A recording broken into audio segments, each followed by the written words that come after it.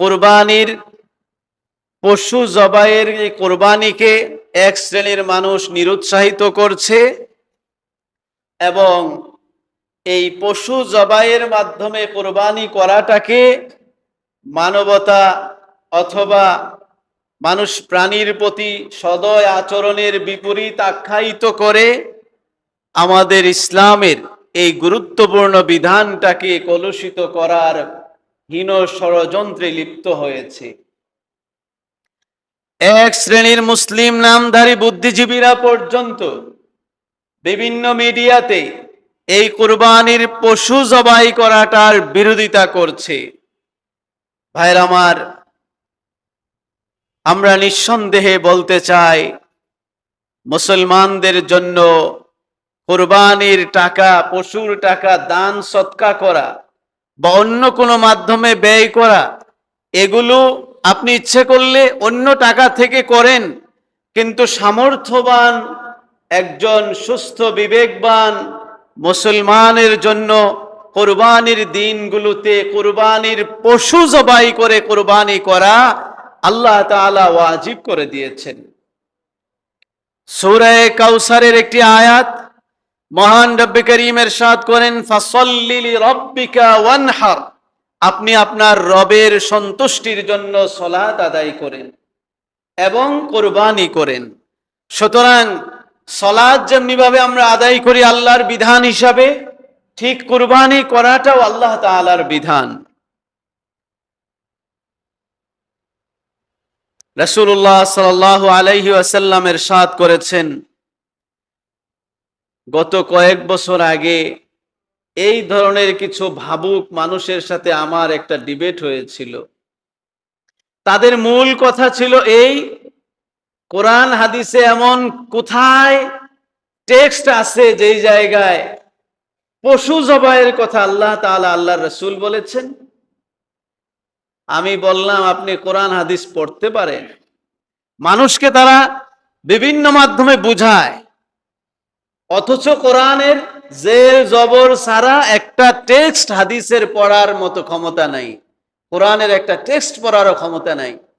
অসংখ্য জায়গায় এই পশু জবাইয়ের সরাসরি নস কোরআনে এবং হাদিসে এসেছে। সুনান ইবনে মাজার হাদিস, রাসূলুল্লাহ সাল্লাল্লাহু আলাইহি ওয়াসাল্লাম ইরশাদ করেছেন, এবং সুনান তিরমিজির হাদিস, মা আমিলা ইবনু আদম ইয়াওমান নাহরি আমালান আহাব্বু ইলাল্লাহ মিন ইরাকাতিদ দাম। কুরবানির দিনে ইবনে আদম, বনি আদম সন্তান, রক্ত প্রবাহিত করার চেয়ে উত্তম কোন আমল ইবনে আদম আর করতে পারে না। এমনকি হযরতে ফাতেমা রাদিয়াল্লাহু তাআলা আনহাকে লক্ষ্য করে রাসূলুল্লাহ সাল্লাল্লাহু আলাইহি ওয়াসাল্লাম নিজের কলিজার টুকরা মা ফাতেমাকে লক্ষ্য করে বলেছিলেন, ইয়া ফাতিমাতু কুমি ফাশহাদি উদহিয়াতাকি ফাইন্নাহু ইউগফারু লাকি বিআউয়ালি কাতরাতিন মিনাদ দাম। হে ফাতেমা, তোমার পশুটা যখন জবাই হয় সেই জবাইয়ের স্থলে তুমি হাজির থাকবে, পর্দার সাথে তুমি হাজির থাকবে, কারণ কুরবানির পশুর রক্তের প্রথম ফোঁটা, প্রথম বিন্দুটা মাটিতে পড়ার আগে আল্লাহ তাআলা তোমার জীবনের সমস্ত গুনাহগুলোকে মাফ করে দেন। ভাইরা আমার, এজন্য যাদের সামর্থ্য আছে অবশ্যই আমরা কুরবানি করব। সামর্থ্য বলতে 7.5 ভরি স্বর্ণ অথবা 52.5 তোলা রূপার মালিক অথবা এর সমমূল্যের টাকা পয়সার যদি কেহ মালিক হয়, ওই সমস্ত নারী পুরুষ তাদের প্রত্যেকের উপরে কুরবানি করা উচিত। আমাদের দেশে একটি ভুল ধারণা আছে, একটি পরিবারে 3-4 জন 5 জন ইনকামের সাথে জড়িত, সবাই মিলে বাবার পক্ষ থেকে বাবার নামে একটা কুরবানি করে দেয়, অথচ এরা প্রত্যেকের উপরেই কুরবানি ওয়াজিব। মনে রাখতে হবে, নামাজ যেমনি ভাবে আমার সালাত আমার বাবা আদায় করলে হবে না, মা আদায় করলে হবে না, বড় ভাই স্ত্রী ছেলেমেয়েরা আদায় করলে হবে না। আপনার উপরে যদি কোরবানি ওয়াজিব হয়, আপনি আপনার কোরবানি আপনার পক্ষ থেকেই আদায় হইতে হবে। সবাই মিলে এভারেজ একটি কোরবানি করে দিবেন, আপনি গুনাহগার হবেন। আপনার উপরে কোরবানি ওয়াজিব হওয়া সত্ত্বেও কোরবানি না করার কারণে আপনি গুনাহগার হবেন। বর্তমানে খুব বেশি টাকা লাগে না, 52.5 তোলা রূপা যদি আপনারা ধরেন, খুব বেশি না, অল্পতেই কোরবানি ওয়াজিব হয়ে যায়। আপনারা মার্কেটে খবর নিবেন তুলার রূপার ভরি কত, 52.5 ভরি রূপা, খুব বেশি টাকা না।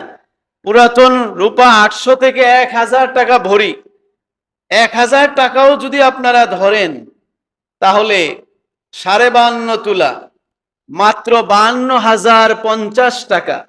আর যদি পুরাতন রূপা বর্তমানে 800 টাকা ভরি, 800 টাকা ভরি যদি ধরেন, তাহলে মাত্র 41,600 টাকা থাকলেই শুধু কোরবানির 10 তারিখে নয়, 10, 11, 12 এই কোরবানির দিনগুলোতে যদি আপনার কাছে 41,600 টাকা থেকে 50,000 টাকা আপনি যদি কোনোভাবে যদি মালিক হন, তাহলে আপনার উপরে কোরবানি করা ওয়াজিব। এবার আপনি বিবাহ করেন আর না করেন, আমাকে একজন জিজ্ঞাসা করছে, হুজুর আমার তো এই টাকা আছে, আপনি যে কথা বলছেন আমার তো কোরবানি ওয়াজিব, আমার এই কোরবানির জবাই করলে আমি গোশত করবটা কি? ও ভাই, কোরবানি বিবাহের সাথে কোরবানির সম্পর্ক না।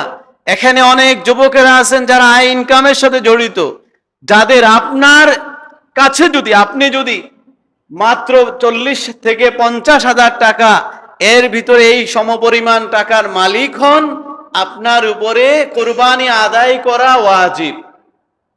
আল্লাহ তাআলা আমাদেরকে বুঝার তৌফিক দান করুন। নবীজি ইরশাদ করেছেন, নবীজির চেয়ে দয়ালু মেহেরবান আর কেউ হতে পারে? নবীজি ইরশাদ করেন, মান ওয়াজাদা সাআতান ওয়া লাম ইউদাহি ফালা ইয়াকরাবান্না মুসাল্লানা। যার কুরবানি করার সামর্থ্য আছে, কুরবানি করলো না, সে যেন ঈদের নামাজ পড়তে ঈদগাহে যেন না আসে।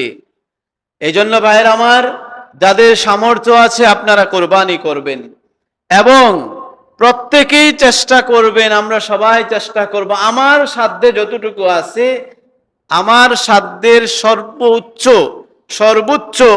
পশু বা একটু মোটা তাজা, আমার সাধ্যের সর্বোচ্চ বড় পশু কোরবানি করার।